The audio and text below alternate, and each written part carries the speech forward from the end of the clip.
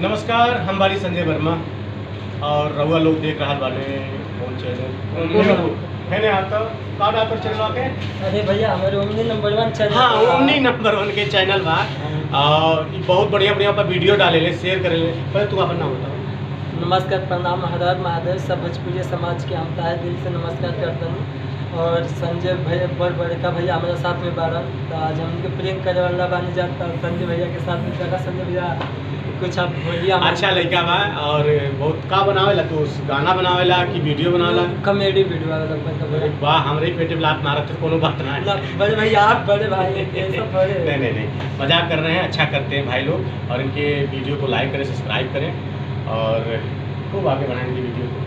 बस आप लोगों के आशीर्वाद हमारे ऊपर बने रहे, जैसे संजय बड़े भैया का आशीर्वाद हमारे साथ, इनके आशीर्वाद हमारे ऊपर बना है, ऐसे ही आप लोग भी अपना आशीर्वाद बनाए रखिए। और आप सभी को मिलता है दिल से नमस्कार करता हूँ, क्योंकि आप लोगों को आशीर्वाद प्यार दुलार मिलता है तो मुझे बहुत ही खुशी मिलता है। और धन्यवाद। खूब फुटेज खा था मैं। अरे बड़े भैया ठीक है।